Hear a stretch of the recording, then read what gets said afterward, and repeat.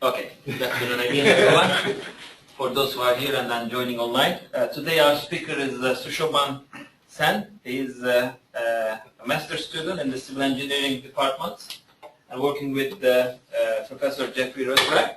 And he holds a bachelor's degree in civil engineering from the Indian Institute of Technology in Roorkee in India. Did I say that? Roorkee? Right. Okay. His research interests include the life cycle assessment of pavements with a focus on thermal modeling and design and traffic engineering and planning. His presentation title today is a bottom-up approach to urban highlands, background and challenges. But before he starts, just ask you a quick question. How many of you heard about urban heat islands? That's good. How many of you heard about albedo? Who is it? Albedo. No. No? So it's going to be an interesting presentation then in that case. All right, go ahead. Okay, so good afternoon everyone and thank you for coming to the seminar today. I'm Sushoban Sen, student with Professor Jeffrey Rosrak, as Hassan announced. So my topic today will be something that all of us have experienced before. All of us, I guarantee each and every one of you has experienced this before. You've experienced it so often you've come to take it for granted in your life. And that phenomenon is the urban heat island. So my presentation today is a bottom-up approach to urban heat islands, background and challenges. Quick overview of the presentation. I'll start with an introduction to what is urban heat island, for those of you who don't know, and why is it important. I'll talk about some of the research which has happened so far in this area and then get to what my research has been to extend the knowledge in that. And in that process, what tools I've developed and hope to develop and what challenges lie ahead in that process. So to start off the introduction. What is the urban heat island? I'll be using UHI a lot for urban heat island. The phenomenon was discovered before the name was given, but the phenomenon was discovered by Luke Howard. He was an English scientist in London. And what he saw was that the air temperature, the average air temperature in London in the 1800s, which is a long time back, was higher than the rural areas around London. Now, that essentially is the crux of the urban heat island. Cities are hot. They're much hotter, and this is something everybody's experienced than if you go out to the rural side. This picture is what I got from the EPA. Now what you'll see here, this is a typical cross-section of what you'd see if you go across an interstate. You have your rural areas on one side and you get downtown, the urban areas, and then back to rural areas. If you measure the pavement or wall or roof surface air temperature and the air temperature and plot it for day and night, you get something like this. Now, if you observe both the times, you have a higher surface temperature during the day and the night in the urban area than in the rural area. That's something you'd come to expect. In the day, the air temperature, though, is more or less constant. What really characterizes the urban heat island is this dotted line you see here, which is the nighttime air temperature. It's much higher, and this can be of the order of 4 to 5 degrees Celsius, close to about 10 degrees Fahrenheit, which is quite a lot. This temperature, the difference between the air temperature at night between urban and rural areas, and these are adjacent rural areas, this is called the urban heat island. And this term, which is the temperature difference, delta T urban-rural, is called the intensity of the urban heat island. It can be as small as 0.1 degrees Celsius, which is almost nothing, and as high as 5 degrees Celsius, sometimes even higher. The urban heat island can be studied at different levels. So the surface urban heat island is what most of us are most familiar with, the fact that a road is really hot. So you see what is the temperature difference between a grassy surface in the urban area and what is the temperature in a built-up pavement or a roof or a wall in an urban area. The other is the canopy layer urban heat island, which is the air temperature at 2 to 5 meters height. And the third is the boundary layer urban heat island. That's at 1 kilometer height. Above 1 kilometer, you reach the upper troposphere, and there's so much mixing, you don't see the phenomenon of the urban heat island. Of these three, the canopy layer heat island is the most important because almost all human activity takes place in this layer, including when you walk around on the street. Your head is about somewhere in that range. So what are the factors causing urban heat island? Now these are a couple of factors which are listed out from the reference. Essentially, what causes urban heat island is human activity and man-made materials which are used in construction. Human activity goes to anthropogenic heat, the cars we drive, the air conditioners, the lighting. The man-made materials have a couple of characteristics. One is called the albedo. Now, albedo is a term which has come up a lot, so let me clearly define it. It's the average solar reflectivity. Reflectivity is if you have 100 watt per meter square of sunlight coming in and you have 50 bouncing off that, the reflectivity is 50 by 100, 0.5. That is for a given wavelength. When you average it out over the entire solar spectrum, you get albedo, more scientifically called a solar reflectivity, but albedo is a term more used. So the substances we use, the materials we use to make our buildings, our walls, the pavements, they have a much lower albedo, which means they're absorbing a lot more heat. Moreover, they have a higher thermal absorption. So they not only do they absorb a lot more heat, they store it. They keep it during the day, and during the night they let it off. That's why the nighttime urban heat island has such a strong difference, because that stored heat is being pushed out back into the air during the night. Another, well, this has not been characterized too well, but another cause of it is the loss of vegetation. So to build our urban environments, we've cut down trees, we've removed a lot of grassy areas. So what you get is you essentially cut off latent heat and substitute with sensible heat. Latent heat, if you remember your physics classes in high school, it's heat change without any change in temperature. You can't feel the change. Sensible heat includes the same change in temperature which you can feel. When you cut off, when you remove grass or trees, you cut off evapotranspiration. That's another cause of more sensible heat. So how does the urban heat island work? This is how we scientifically study it. This is called the urban heat budget in a control volume. So imagine a city is a big box, control volume, and we take all the heat coming in and all the heat going out, and the two should be equal. So the sources of heat are incoming solar radiation and anthropogenic heat. That's simple. The sinks for the heat include, you've got the sensible heat and the latent heat, then the heat stored, and the last term is the advective term, which is more of an error term. So this is for any surface, rural or urban. What differentiates a rural and urban is this. I'm sorry. You have almost no latent heat flux because you don't really have much water, not much evapotranspiration. You have much higher heat storage because of the materials you use. This heat stored is given off back to the atmosphere in the night. That is the urban heat island. So why is this important? Why do we care about this? Well, apart from the fact that it's hot and it feels hot, more significantly, it pinches your pocket. It takes money because of the urban heat island. Studies have shown, and a lot of this has been done in Arizona State University in Phoenix. So you have a 25% increase in heat building cooling loads. When you use cooling loads and use the air conditioning, you're obviously getting that energy from somewhere. Therefore, you're radiating off carbon emissions somewhere upstream. That leads to an environmental impact. You also increase water consumption, which again, water is a big issue in today's world. The wars of the future will be fought on water, and the urban heat island is accelerating that process. From a more environmental impact perspective, we studied in what's called a pavement life cycle assessment. I won't get too much into details on what the life cycle assessment is. We studied in terms of what's called radiative forcing. Think of radiative forcing as the amount of heat stored in the earth. The incoming heat in the atmosphere minus the heat which bounces off and is returned. That's the amount of heat stored. Because our materials are storing more heat, we are increasing the radiative forcing, and that's our metric that we use.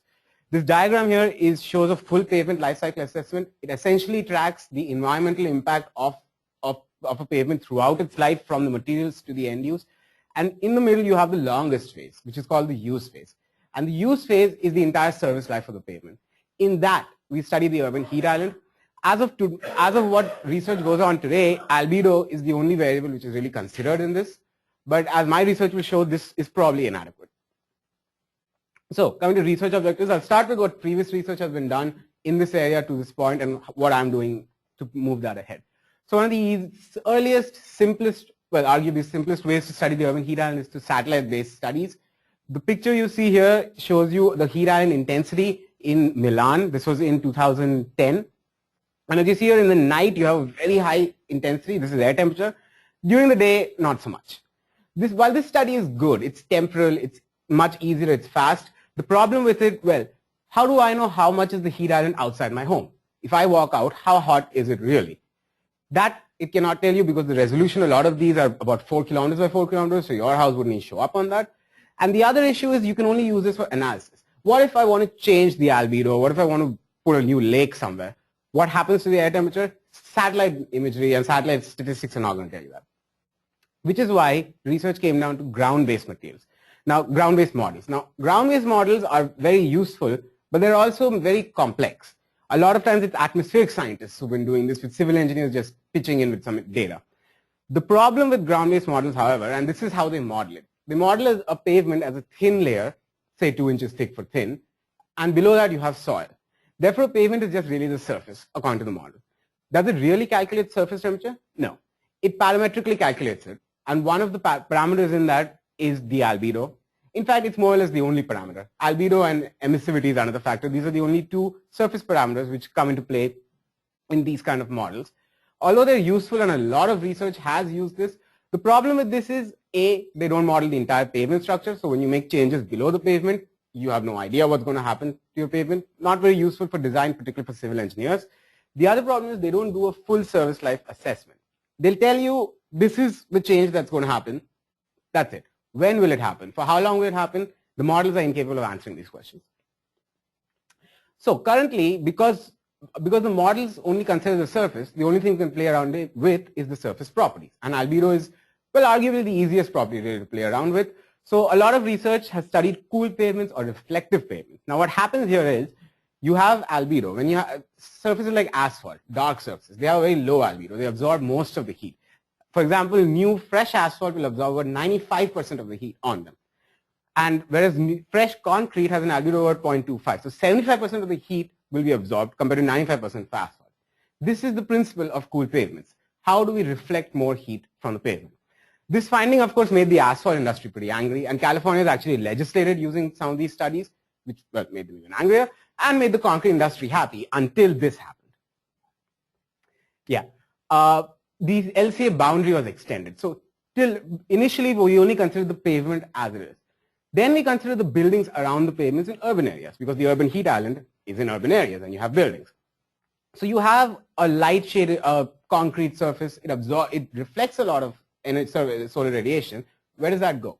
It goes right into buildings. It goes into your windows. It makes everything hotter indoors, which means you have to use more energy to cool indoors. That has a global warming impact associated with it. Therefore, what we found was reflective pavements might not be all that great. By the way, the reason I use this thing, not to wake all of you up though, that is also a point. This doesn't prove that asphalt pavements are any better. All it shows that concrete pavements aren't all that great. And unfortunately, this is what the research has now degenerated down to. It's now a battle between asphalt versus concrete, who can make a lighter pavement. And that's the cooling load. Okay, I'm sorry. Yeah. So the current research, if I had to summarize it, I'd call it a top-up approach. We look at the top of the pavement, and then we go up. We calculate the atmospheric parameters, we calculate the air temperature, then we calculate the building energy loads. That's what this research so far has been like. Now coming to what my research is doing, I like to call it a bottom-up approach because I take the entire pavement structure into account. In my research, I'm looking at making changes to subsurface layers. What if we had a more permeable layer below the surface layer? That permeable layer has water in it. Water has latent heat. You can cool down the pavement surface without any significant change in the temperature. How can we achieve these things? These are what I've been working on in my bottom-up approach. A couple of thermal properties. So you have the surface thermal properties, albedo, emissivity, but all these other properties, environmental parameters and subsurface properties, all of them go on to impact the surface temperature of the pavement. Current models, particularly the atmospheric models, they do not look into all these. So while they consider these, actually they don't even consider convection, they just consider emissivity and albedo. All the other properties are ignored, and in my research I've tried to incorporate that into the analysis. But a good question at this stage would be, do they even matter? Does it really make much of a difference how you change the base properties, how you change the water content of the base? Well, to answer that question, I did this analysis. This was a numerical analysis. So I took this pavement, which is regular concrete pavement, 4 inches PCC and other layers below that. And this was called the control case P. And I made 3 independent changes to this. This is, by the way, from a paper which I presented last week. The 3 independent adjustments were, firstly, to change the albedo itself. So we use what's called titanium dioxide cement containing concrete. That's an experimental material which we're working on right now in a project. But that significantly increases the albedo. So it reflects a lot more. So this is just to demonstrate what we expect to happen if you increase the albedo. We obviously expect the temperature to be lower. That's okay. Then we changed what's called the thermal mass. Now you can think of thermal mass as how much heat can a pavement store. If a pavement can store a lot of heat, it has a higher thermal mass. We first considered a pavement, which is the case PL, where you had a much lower thermal mass. How did we achieve that? By using lower density aggregates, which have a lower conductivity and they are not able to absorb all that much heat. They emit a lot of heat. The other was PC, where we changed the base. This is still PCC. We changed the base to a cement treated base. That increased the thermal mass of the base itself. The net effect was to increase the thermal mass of the entire system. So we had these 3, and the analysis was done for 10 years. We presented it for 1 year, but the whole analysis was done for 10 years. And what we did was we calculated the surface temperature for all 4 cases, P, PL, PT, and PC, for every hour over that 10-year period. That's a huge amount of data, as you can imagine, about 80,000 hours of data for each case, so 80,000 times 4. And we compared it to the control case. So we took the surface temperature at a given hour, at a given day of P and subtracted it from PL, and we saw which one's higher, which one's lower. And this is what we came out with. So you see the middle case is PPT, which is the surface temperature at a given hour for the control case P minus the surface temperature for a given hour, for the same given hour for PT, which had a higher albedo. As expected, the temperature was consistently lower. No surprise there. But if you see what happens to the other cases, you have PL, you have PC. You do see a considerable amount of variation. And this shows that it's not enough just to change the surface albedo. If you change the thickness, if you change the materials, you do end up with different surface temperatures, and that has an impact on the urban heat island. One thing I'd like to point out from the slide is, as you can see here, you've seen these histograms and when is it positive, when is it negative. This brings me now, because a lot of my research has been going into a full pavement service life analysis for urban heat island, you get a lot of data. And we created a metric which we call the percentage of effectiveness. So the current conventional wisdom would be, if you increase the albedo of a pavement, you're always going to have a benefit. Now, that's not good enough. The question is, do you have a benefit sometimes? Do you have a benefit all the time, most of the time? As you can see from the middle chart, a lot of percentage of zero temperature difference, that means there's no change by changing the albedo, was about something like 75% 0 to 0.25 degrees Fahrenheit. Not a very big change in surface temperature. So you don't see such a benefit all the time. And the percentage of effectiveness tells you really how much bang for your buck are you getting. How much of an investment is giving you a real return. A further study which I did, and this is for a TRB paper which I'm presenting in January. So we wanted to look at how does the heat flow interact throughout the pavement. You'd expect, by conventional wisdom, when the sun rises and you've got bright sunlight, heat flows into the pavement. In the night, heat flows out of the pavement. That's what we thought too. But then we took the case PC, which had a CTB. We took the surface and the cement treated base. We divided into sublayers, about 10 sublayers of 1 inch each, and tracked the heat conduction through that. A positive heat conduction means heat is going into the pavement. A negative one means heat is going out. And when we plotted that, this is what we got. You see, it was true. When the sun rises, it is true the heat starts entering the pavement. When the sun sets, the heat starts leaving the pavement. But it doesn't happen together. The layers behave differently. They have a time lag between them, and that phenomenon is called thermal inertia. A lot of this has been seen in buildings and in walls, but in pavements that the phenomenon is exaggerated because how thick we have our pavements compared to buildings. You see, so what I have in this graph is a 3.5 hour time lag between when the first sublayer, which is on the surface, reacts to the sun rising, and when the last sublayer reacts. 3.5 hour difference. Why is that important? Because our conventional wisdom says that if we have a pavement which lowers the temperature, it should lower it all the time. However, now what time makes a difference? You expect a lower temperature in the night, but for 3.5 hours in the night, you're going to have a higher temperature because there's a time lag between what you expected and how the pavement is behaving. This goes into how a pavement behaves thermally and how we have to be careful about what percentage of effectiveness we're expecting from a pavement, really. One more point on this graph. So again, this was another metric we developed because we had so much data. This is what we call the average seasonal day.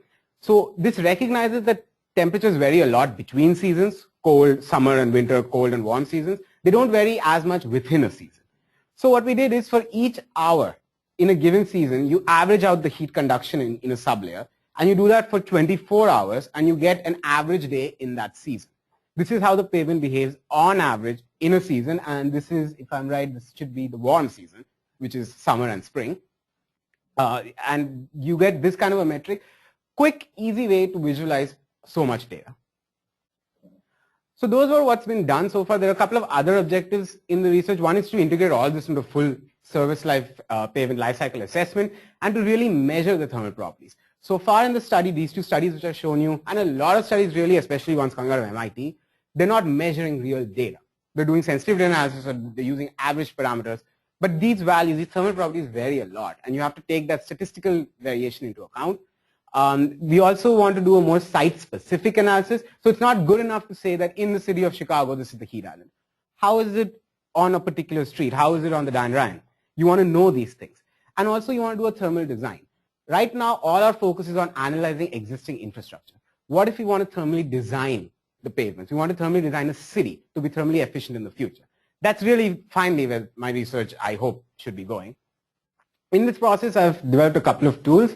The first, and I'd say the most significant, was the modeling tool. So we needed something to model the pavement temperatures throughout, over the seasons, over the entire service life, which we take about 10 to 20 years.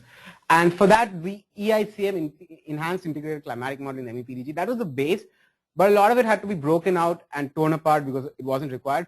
Plus, believe it or not, the EICM is written in Fortran, so it had to be redone in C++, a more modern language, so we could play around a little more. But essentially, it was a combination of a 1D Fourier heat equation, and that is for the bound layers. And for the unbound layers, we have a Philip and de Vries coupled heat moisture flux.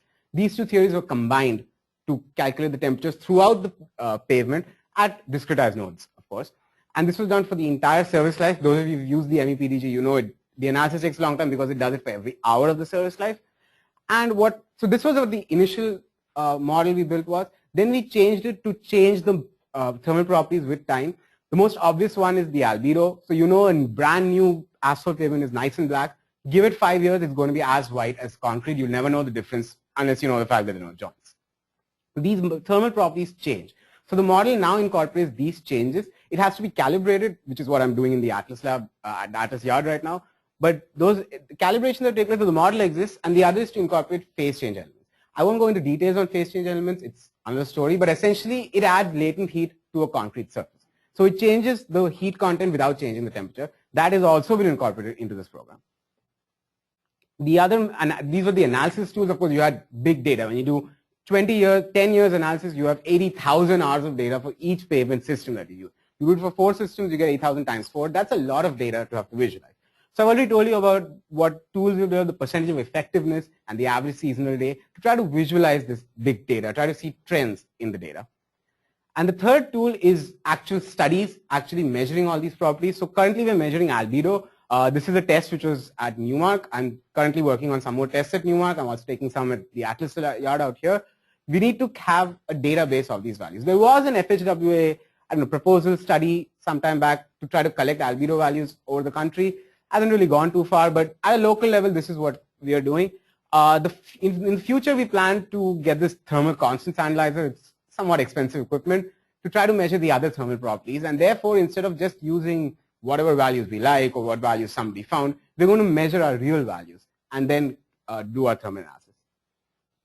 In this process, there are a couple of challenges which I've already faced and more challenges which I see coming in the future. I'll summarize them. So one of the challenges is on doing a thermal design. Now, civil engineers, if you're going to make this useful for anybody, we're going to have to be able to thermally design a pavement and a city itself. In design, obviously, you can't have full-scale pavements. You can't build a road and then say, let's strip it apart because it's not thermally efficient. You need to be able to do it in the lab. And we as civil engineers were used to making slabs and cylinders. We need to somehow incorporate that into a lab protocol to measure these thermal properties. So this is what I've been doing. So the left picture is from a paper which was submitted for a conference next year. This is where we just had a little beam really which was cast, and we tried to measure albedo. We found that there are some statistical problems with that. We could get a fair value, but if you want to be really strict about it, there's statistical issues. So now we're working on developing a lab protocol to try to see why we have these statistical issues and what's the best value you can get. The picture on the right is from some tests I'm doing in Newmark. Some of you have seen me do this. It should be done in a couple of months, and then we're working on publishing this. And then, so that's the current work and the challenge which we face, which we're trying to get over. The future challenges will be on building an atmospheric model. A lot of these atmospheric models are parameterized, but essentially the CFD or computational fluid dynamics based model. For any of you who know CFD, you know it's essentially a numerical solution to a Navier-Stokes equation. The problem with that is it's extremely slow. And if you want to do a 10-year analysis, it's going to take a very long time to actually do that. You might take a year to do a 10-year analysis, which is obviously there's no point of doing that. So a lot of parameterizations, a lot of generalizations are going to go into building this model, which is what I'm looking to. That's a future challenge which is coming up. And then we want to work on some alternate strategies. So currently there's been a lot of focus on how we can change the albedo, use new substances for the albedo. One idea was to paint a whole asphalt pavement white with white paint. But really, there's plenty more you can do. One of the ideas which has been explored at Oklahoma State University has been on ground source heat pumps. So we know that pavements absorb a lot of heat. So what are we going to do about it? The idea is, let's take that heat and use it somewhere because it's heat that we can use. That's the idea behind ground source heat pumps. I haven't really done much on that, but that's also up on the cards to study it, mostly through finite element analysis. The other is using phase change materials. I've already told you they add latent heat component to bound layers, and try to see how other materials aside from albedo, what else can we do for heat islands? The larger work, in my opinion, is on creating a thermally optimized pavement. So as I already told you, the thermal inertia has an impact on the percentage of effectiveness of a pavement. Can we optimize that? Can we create such a pavement with such layer thickness that we get the maximum thermal efficiency? And then we have to optimize that with the structural requirements, because after all, a pavement is for a car to travel on. That's something I'll be looking into in the future, and full incorporation of all of this into a complete pavement life cycle assessment module. That's something which, well, a lot of this has been incorporated, but not, I mean, a lot of the albedo related studies have been incorporated into pavement LCA, but my area would still need a lot more to take the ins and outs, because a pavement LCA is a very complicated system. So that's something I'll be looking into in the future. So, and this is the last slide. To just conclude what I've been saying, so I've introduced you to the problem of urban heat island, something all of you have noticed. If you go out, well, not today, it's a cool day outside, but if you go out in summer and stand in the middle of a road, you will sense the urban heat island. I've told you how it works, how it affects the quality of human life. And then I've told you about the current approaches, which is really focused on reflective pavements and which degenerates into a fight between asphalt and concrete, when really there's so much more that you can do with it. It's a very lazy approach, in my opinion, using these models which only consider the surface. And a lot of these models, they don't give you a full service life aspect. I'll give you an example. There's been a study in the Lawrence Berkeley lab in California. They said if you change the albedo of all pavement surfaces around the world by 0.01, you will get, by 10%, you will get a cost benefit of $1.1 trillion. $1.1 trillion, but then the question is, how often do you get that? Is it just an instant cost benefit in your savings? Is it a benefit spread over the lifetime? Models are not able to answer these kind of questions. And that's what I'm looking into, doing a full service life performance analysis to really see, when you say a pavement is cool, how often is it really cool? And there are a couple of needs which have been felt in this area. The need to integrate all of these different parameters. Where is your water table? If the water table is shallow, then you have a different effect on the surface temperature. If you have a very deep water table, such as in Arizona, you have a different impact. You have to include all of this in your analysis. It's not enough to just look at the pavement surface.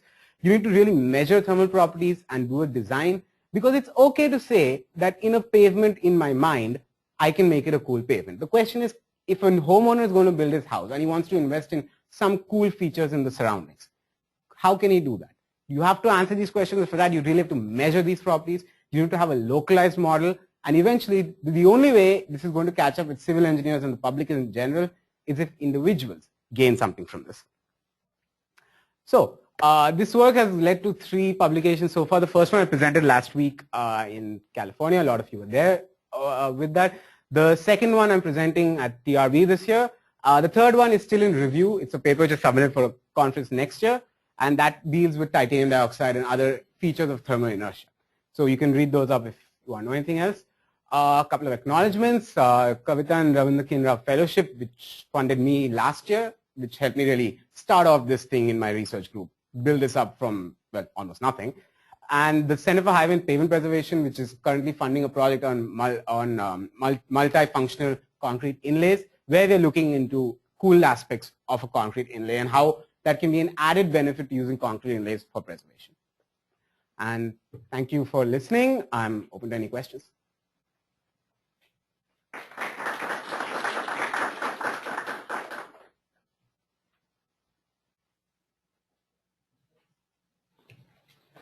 Thanks for your presentation, very interesting.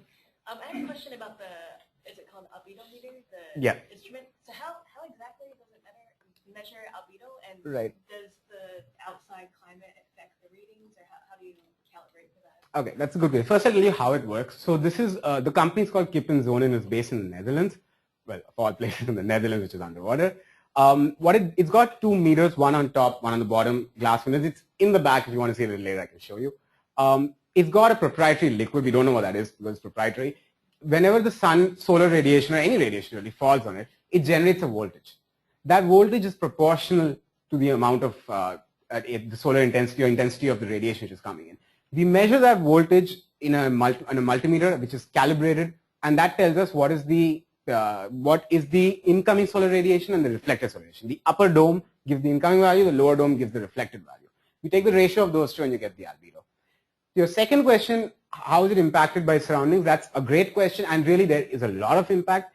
That's really the current research which I've been working on in Newmark on what's the smallest size of the sample that can be used. The ASTM spec on this E1918, it says you should have a pavement which is at least 4 meter by 4 meter in dimension. If you're doing a design, that's absolutely impractical to cast 4 meter by 4 meter slabs for every design that you've got. So what I'm working on right now is to see what is the impact of the surrounding materials, how can we balance that out. Do we really want to balance that out, or do we want a value which is close and reproducible? So that's what the current research is going on, but you are right, the surrounding materials have a big impact on what this is. In fact, if I just give a preview on what I've been doing, the height of measurement also has an impact because some of the radiation is reflected directly. Some of it is a diffused radiation because a pavement is not a smooth surface. It's a rough surface. So depending on the roughness of that point, how does the solar radiation really disperse? All that also comes into play when you start changing the height and change the dimension. That's what I've been working on right now. And how do you measure urban heat? Yeah, so for the urban heat island, the model which we use, the amount of solar radiation coming in is actually a well-known algorithm. You can really calculate it depending on which part of the globe you're in, your coordinates. What we do is, while calculating the surface temperature, the temperatures throughout the pavement, we really so temperature is a reaction to heat. Temperature is not a standalone value. The amount of heat in a particular, at a point, determines what is the temperature of that point. We can, using the models, determine what is the heat coming into a pavement, whether that's positive or negative. So positive would be going in, negative would be going out. Models can tell us what is the sensible heat flux. Also latent heat flux with a little modification. We know we can find out what is the heat flux. Then we put that into an atmospheric model, and that's really what the big challenge is. Computational fluid dynamics based model, and then we see how the temperature changes. Just as a preview, it's been shown beyond 5 meters, the temperature change, the difference is really less than 0.1 degrees Celsius, almost nothing. But up to 5 meters and particularly low, say 10 centimeters, you have a very sharp gradient. So that's how we look at the urban heat, and when we try to see either it's on the surface or we try to see it's in the air, and we use these kind of models to figure that out. So as you mentioned, it's very site-specific, this high urban heat island. So I mean, how do you really consider the site characteristics? Right. In that model or whatever you're using, I mean, depending on the there's high-rise buildings or I don't know, what are the parameters in that model? Right. That's another good question, and this is something that I left out in this presentation, but I can bring it in. It's called the urban canyon effect. So you see these tall buildings kept on the pavement. Not only does the reflected heat go in, but assuming you don't have too many windows, the heat is trapped inside this. That's one problem. The other problem is these tall buildings cut off any wind circulation inside that. And wind mixes up the air, therefore you get a lower temperature because the heat is being mixed around. In modeling this, we use what's called a sky factor, which is essentially what is the angle made between the center of the pavement and the highest point of the building. And using the sky factor, we try to see what is the percentage of sunlight which is really falling on the pavement and how much of it is a shadow. That's one way we take the urban geometry into account. The other way is by changing the wind flow circulation parameters in the CFD-based models based on the fact that these tall buildings don't allow that much heat flow. The third thing that we take into account is the windows themselves. How much of the heat, once it hits the building, how much of it is absorbed in the building, how much is reflected back. So these are how we take the urban geometry into account.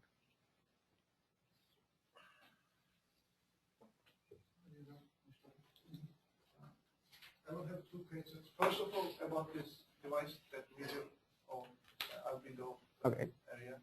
I wonder how big the area that it can measure of, the area of. You mean the area of the pavement? No. Yes, area of the pavement. Okay, so it has no issues on measuring any area really. I've done a 20 centimeter by 20 centimeter area back at Newmark. The ASTM spec recommends a minimum 4 meter by 4 meter area.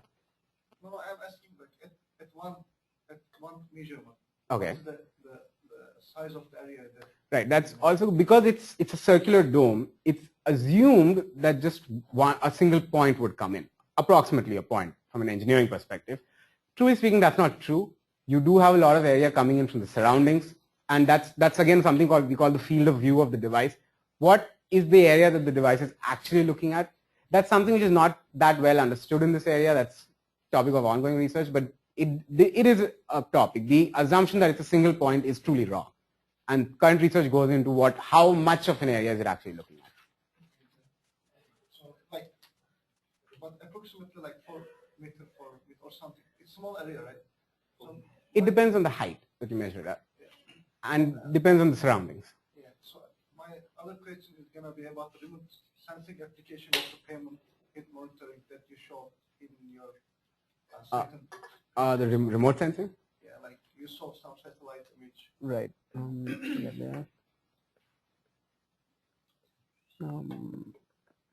Yeah. You said what's the spatial resolution of this image again? Sorry. So it depends on which satellite you're using. This one, this is from Italy, Europe, their satellites, this one had a 12 kilometer by 12 kilometer resolution. The best one, which I believe is one of the French satellites, will give you a 4 kilometer by 4 kilometer resolution. That's some better ones, maybe the US ones will give you 1 kilometer by 1 kilometer, but I've never heard of any resolution which is better than 1 kilometer by 1 kilometer. Yeah, so I wonder, like, instead of using satellite image, for example, you can put like sensor on some like device, and can you measure the albedo of the pavement with yes, so like better resolution. So you're talking about doing a ground-based study. Yes. Yeah, so from satellites we can't do any better. On ground-based we do. Back at UC Davis, they have a facility a lot like Atrial, where they do have some test sections and they have sensors above the pavement surface and below the pavement surface, and they do measure this continuously. So that's one way. The problem with that is, the question arises, is it too localized? If you're going to such a small area, does that mean anything? It's smaller than the pavement outside your home. Does that mean anything? I was asking, for example, you can put your camera on airplane or something, like helicopter or whatever. So it can give like way better resolution that the satellite image giving. True. It's gonna be better than your device. That's good. One study, I forget which study it was, but what they did was they had their pavements and they had a thermal camera, and they took a picture of that, just standing on the ground. They could see the difference of, so they had their pavement and they had an asphalt pavement next to it, theirs was concrete, and they could show the difference in the temperatures with that. That is one approach to do it, certainly. The reason I haven't done it is because I'm looking at a more long-term assessment of the temperature, and well, I can't stand for 10 years and take data.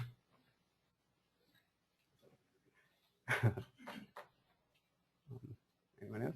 So you indicated that, and that was also published in, I think, UC Davis work too, the effective influence depth of pavement surface or pavement characteristics, whether it's being albedo or thermal properties, permeability, is 2 to 5 meter, and or the air, the impact on the air impact temperature. on air. Oh, impact on air. So when I was thinking, when it's reflected on the buildings, then would that have a similar influence on the buildings too? I mean, are we all considering only up to 5 meters, the effect of pavement properties? Right. Truly speaking, the influence can be seen, if I go back to the slide, it can be seen up to 1 kilometer in height, beyond which there's too much mixing in the atmosphere. The reason it could probably have an impact on buildings too. The reason it's not studied is because, well, most people when they're on the pavement, they're only at 2 to 5 meter height. That's the area where people live. And, well, not necessarily where people work, but that's truly where most human activity takes place. But certainly it would have an impact all the way to 1 kilometer in height. But you mentioned about the gradient, the change. You gave some numbers. What was the number? So the gradient is something like if you're, say, 10 centimeters above the pavement, you have a huge gradient in the temperature. As you go higher, the gradient becomes less steep. And that's something we call an inversion layer. I studied a little atmospheric sciences for that. They do it on the scale of going all the way to 10,000 feet in the air. I'm not going that far. But yes, initially you have a very high gradient. Then the gradient sort of tapers off because of more mixing with the air.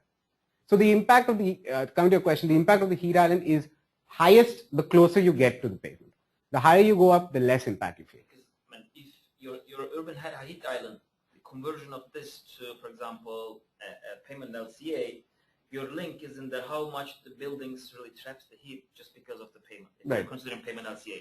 If this effect is negligible, for example, the building itself stores, absorbs, reflects, right? Right.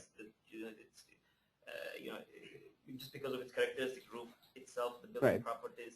But if the payment is affecting only significantly up to 5 meters, then how can this be translated into LCA? That's I think a question. Well, one thing I think that should be remembered, we look at heat islands mostly from a nighttime effect, which means you look at it in urban residential areas where you stay in the night. Large, tall buildings which you see in downtown. Downtown Chicago is empty in the night. Nobody really lives there, doesn't have all that much an impact. The real impact of this is in the night in residential areas and how it impacts over there. But in residential areas, probably have wider streets, a lot of green areas that the urban fabric is changing. Fabric is changing from downtown to, of course, to suburban areas. Right. Therefore, you need to do a more site-specific analysis. All the urban downtowns or the suburbs, they're not all the same. They configure their urban geometry differently. The canyon effect may or may not be there. Some may have more apartments. Some may have single houses. So these are things we should look at, which is why I've been saying it needs to be a site-specific analysis. Do you, for example, because your connection, your bridge, for example, LCA is how much a building, for example, will spend extra energy. Right. That's one of the two ways. That's one of the things that you have to really account. Right. So you can translate that information to energy consumption. Right. Energy consumption related to global warming potential, all other, of course, impacts. Do you, for example, see that in your models, for example, buildings that you're modeling? No, currently we haven't got to the point of modeling buildings because we want to do it for the entire service life. So the current models will not do it for the entire service life. At best, they'll give you 3 days. But you say service life of what? Of the pavement itself. But you measure the urban heat island and the surroundings, right? We measure the urban heat island in terms of the local area that's in, but for the entire time of the pavement would be there. That I believe that's how a use phase really means something in a pavement LCA. That it should be for the entire, literally the entire use phase. Anyone else? When you consider the urban area, there are a lot of high-rise buildings, and you said that there will be some lights reflected from the pavement to the building. Right. And do you also consider the lights reflected from the building to another building? Yes, that's what's really called the urban canyon. Okay. A canyon is tall, like the Grand Canyon. The heat gets trapped inside of inside the urban area itself. It bounces off one building, gets bounced off another, and it gets stuck in there. What the initial models, which I was saying, what the concrete industry initially was banking upon, was that all that reflected radiation goes back to the atmosphere and gets shot out of the earth. That's not happening because of the urban canyon. So we do take that into account, and that's really where the whole point of reflective pavements came into question. Also, about the albedo, mm-hmm. The numbers are changing when you construct the pavement, right? And when the time passes, it also has some certain values of albedo. Do you also consider that? As of now, no. There have been some studies which looked into early life for concrete. So concrete, if you know about it, it works on a carbonation process, and carbonates are formed in that. Carbonates are much wider surfaces. So it's been shown that for the first 6 weeks, for any concrete pavement, albedo rises dramatically. You can rise by 0.1 or even 0.2 in some cases, depending on where you start from. That's because of the carbonation process, and then it begins tapering off because of weathering. My current research is working on, so my model builds that into account, but it's more, I'd say, guesstimates of what value it is. Truly speaking, at the end of 5 years, a concrete and asphalt pavement which have been used look just about the same, except for the joints, because they've been weathered equally and they have just for the same albedo. Out there in the Atlas yard, if you look at the second pavement from the right, it looks like a concrete pavement from far. When you go up front, you see it's an asphalt pavement. The color is of a concrete pavement. So that's what I'm doing right now, collecting data and trying to calibrate the model. But the model does take a time-varying value into account. And that, by the way, is one of the, as far as I know, it's one of the first models which is really doing that, based on my discussions with other universities.